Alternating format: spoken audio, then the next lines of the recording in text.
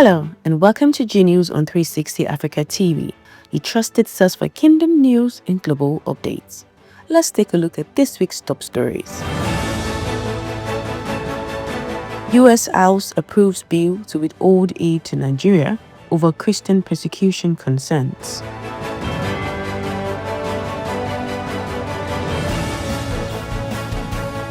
The United States House of Representatives has passed a fiscal year 2027 spending bill that would condition U.S. foreign assistance to Nigeria on the country's efforts to protect Christians and other vulnerable communities from religious violence. The measure, approved by a 217-209 vote, includes a provision requiring the Nigerian government to demonstrate measurable progress in addressing attacks against Christian communities before U.S. assistance can continue.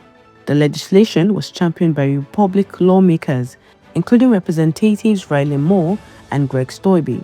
During debate, Stoibe successfully amended the bill to withhold 100% of U.S. assistance to Nigeria instead of the initially proposed 50%, arguing that American taxpayer funds should not support governments that fail to protect citizens from religious-motivated violence. The bill also calls for greater support for international religious freedom initiatives and faith-based organizations delivering humanitarian aid.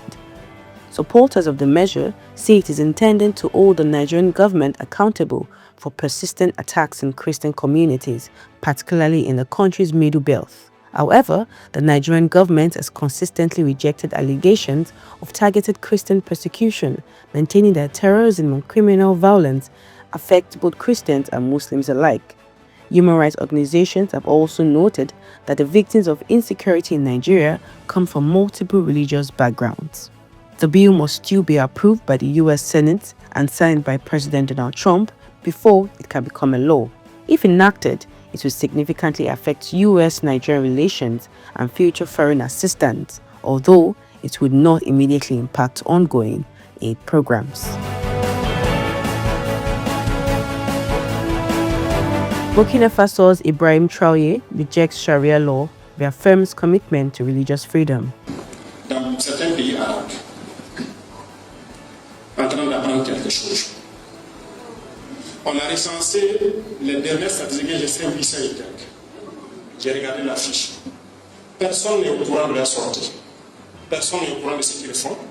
Les ambassades qui sont là-bas ne sont pas au courant d'eux. Et vous savez ce qu'ils apprennent? La Sharia, les lois islamiques et la jurisprudence islamique. Personne de ces 800 et quelques qu'on m'a montré la liste la dernière fois n'apprend un seul métier. Personne. C'est pour venir appliquer la Sharia ici. Vous voyez pourquoi c'est bien de contrôler ceux qui sortent. C'est pourquoi je dis la phase importante est devant nous.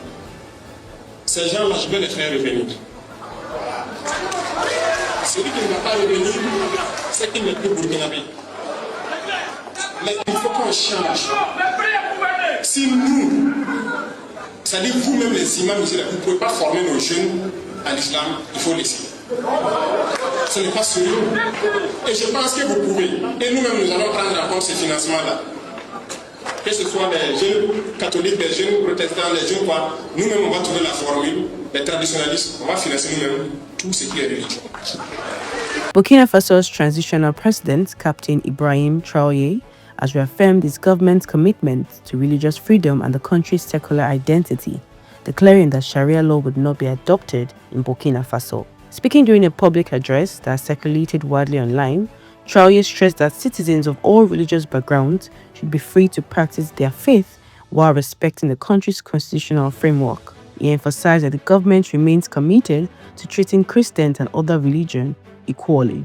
The president also criticized the practice of sending young Burkinabe abroad to study Sharia law instead of acquiring vocational and technical skills that could contribute to the national development.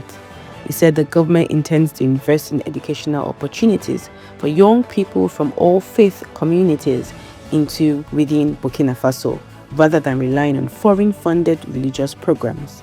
According to him, supporting practical education and professional training is essential to building the country's future and strengthening national self-reliance. Traore's remarks come shortly after Burkina Faso's Transitional Legislative Assembly adopted a new law regulating religious practice. Government officials say the legislation is designed to guarantee freedom of worship, strengthen public order, and establish a clearer legal framework for religious organizations and places of worship. The law also reaffirms Burkina Faso's secular character while introducing measures aimed at preventing religious extremism and promoting peaceful coexistence among different faith communities. The renewed emphasis on religious freedom comes as Burkina Faso continues to battle Islamist insurgent groups linked to Al-Qaeda and the Islamic State, whose attacks have displaced thousands of Christians across the country. By reaffirming the nation's secular identity and pledging equal support for all recognized faith communities, the government hopes to strengthen national unity while resisting efforts to extremist groups to impose religious ideology through violence. Parce que beaucoup de gens sont attirés vers ça à cause de l'argent, rien que l'argent. Ils reçoivent les financements, ils font ce qu'ils ont à faire, on fait sortir les enfants, ils partent apprendre la Sharia, ils viennent appliquer la Sharia. Ils passent 5 ans, 7 ans d'endoctrinement. Et c'est comme ça, il vient, il est comme ça, il dit que l'autre a trouvé halal. C'est comme ça. Et résultat de course, on sera là entre nous, à nous entretuer. Et eux, ils vont continuer à piller ce qu'ils doivent piller. Jamais. Moi, je ne vais pas permettre ça. Non. Donc, ceux-là qui étaient là, j'ai entendu des gens dire que non, ils me soutenaient, c'est quoi. Si tu me soutenais à cause de ça, il ne faut même plus me soutenir. C'est vrai.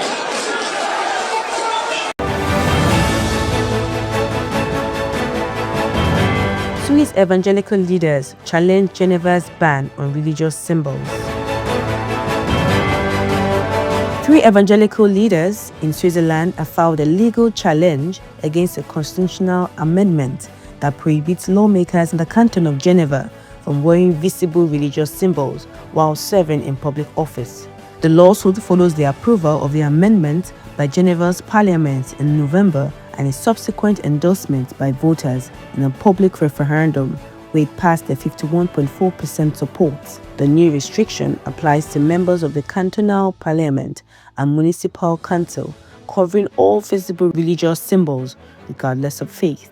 The legal challenge was brought by Michael Mufsna, director of the Christian Public Affairs Association, alongside Marcus Offer of the World Evangelical Alliance and theologian Joseph Kambogu.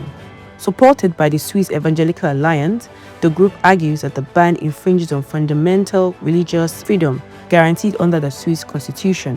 While reaffirming support for a secular state that maintains neutrality, the alliance maintains that secularism should not require elected representatives to conceal their religious beliefs or convictions.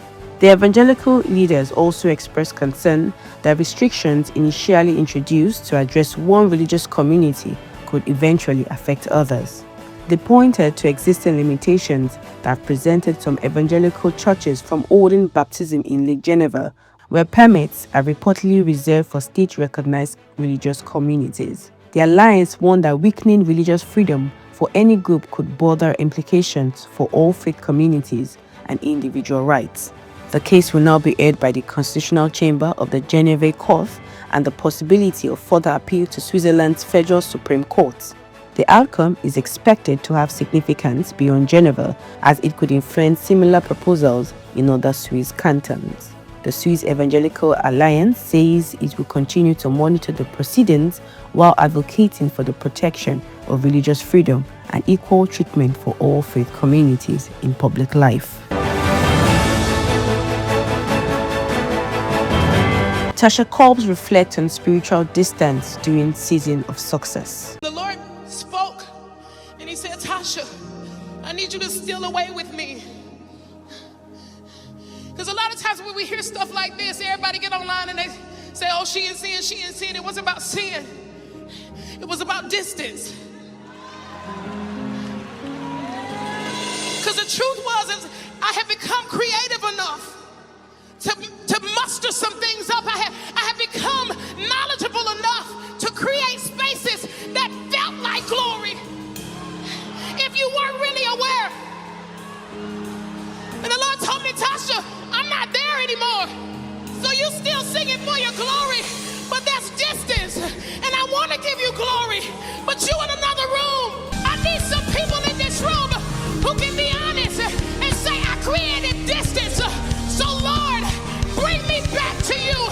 And if I gotta cancel tours, and if I gotta cancel bookings, and if I gotta sit in my house for 6 weeks to find you, then that's exactly what I'm gonna do. Award-winning Christian singer and worship leader Tasha Cobbs has shared a heartfelt reflection on a difficult season in her spiritual journey, revealing that success in ministry once left her feeling spiritually distant from God.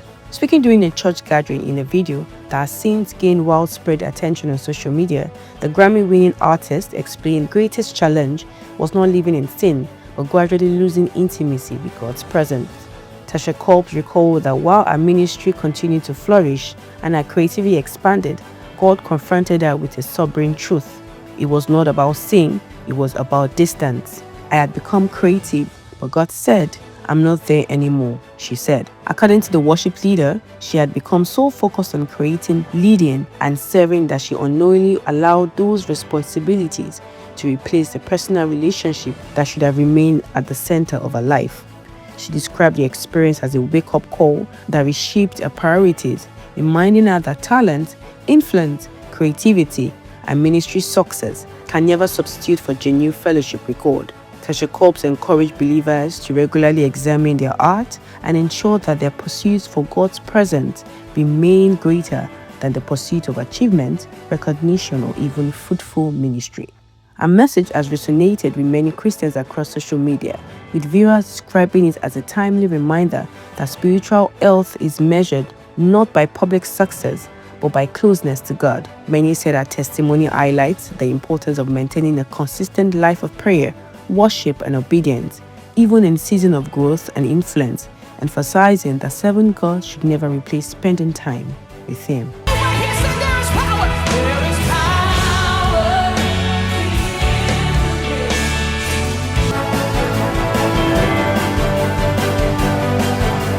That's all for today on G News. Don't forget to follow us on all our social media platforms and stay tuned for more Kingdom programs on 360 Africa TV. Until next time, stay blessed.